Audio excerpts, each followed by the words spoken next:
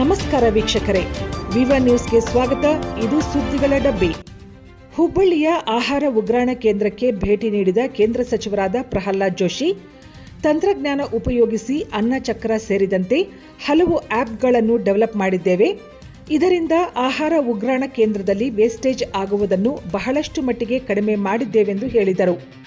ಮೋದಿ ಸರ್ಕಾರ ಬಂದ ನಂತರ ಹಲವು ಕ್ರಮಗಳನ್ನು ಕೈಗೊಂಡಿದ್ದೇವೆ.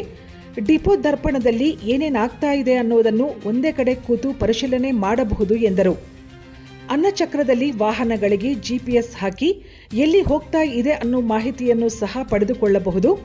1.74 ಲಕ್ಷ ಟನ್ ಸಾಮರ್ಥ್ಯದ ಆಹಾರ ಧಾನ್ಯ ಸಂಗ್ರಹಿಸುವ ಉಗ್ರಾಣಗಳನ್ನು ಬೇರೆ ಬೇರೆ ಕಡೆ ನಿರ್ಮಾಣ ಮಾಡಿದ್ದೇವೆಂದು ಕೇಂದ್ರ ಸಚಿವರಾದ ಪ್ರಹ್ಲಾದ್ ಜೋಶಿ ಅವರು ತಿಳಿಸಿದರು.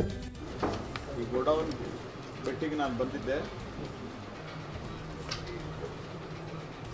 FCI ಈಗ ಸಾಕಷ್ಟು ಟೆಕ್ನಾಲಜಿಯನ್ನು ಉಪಯೋಗ ಮಾಡಿ, ಲೇಟೆಸ್ಟ್ ಟೆಕ್ನಾಲಜಿ ಉಪಯೋಗ ಮಾಡಿ ನಾವು ಎಲ್ಲಿಯೂ ಆಹಾರದ ವೇಸ್ಟೇಜ್ ಆಗಬಾರ್ದು, ಫುಡ್ ಗ್ರೇನ್ಸದ್ದು ಇದರ ಬಗ್ಗೆ ಆದ್ಯತೆಯನ್ನು ಕೊಟ್ಟಿದ್ದೇವೆ. ಅದಕ್ಕೆ ಡಿಪೋ ದರ್ಪಣ್, ಅನ್ನಚಕ್ರ, ಈ ರೀತಿ ಬೇರೆ ಬೇರೆ ಆದಂಥ ಪೋರ್ಟಲ್ಲು ಮತ್ತು ಆ್ಯಪ್ಗಳನ್ನು ಡೆವಲಪ್ಮೆಂಟ್ ಮಾಡಿದ್ದೇವೆ.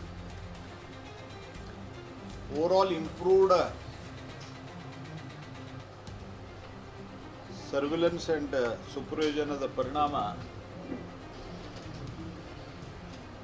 ಆಲ್ಮೋಸ್ಟ್ ವೇಸ್ಟೇಜ್, ಸ್ಟೋರೇಜ್ ಮತ್ತು ಟ್ರಾನ್ಸಿಟ್ದಲ್ಲಿ ವೇಸ್ಟೇಜ್ 0.02% ಇಳಿದಿದೆ. ಲೋಯೆಸ್ಟ್ ಇತ್ತೀಚಿನ ದಿವಸದಲ್ಲಿ ಮೋದಿ ಸರ್ಕಾರ ಬಂದ ನಂತರ ಹಲವಾರು ಸುಧಾರಣಾ ಕ್ರಮಗಳನ್ನು ನಾವು ಕೈಗೊಂಡಿದ್ದೇವೆ.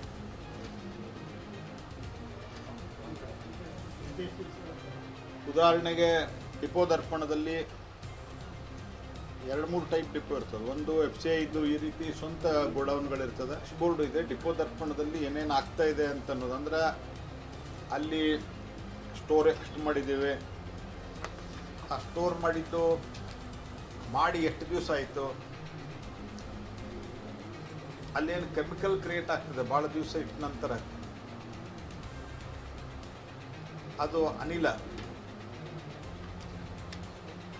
ಅದನ್ನು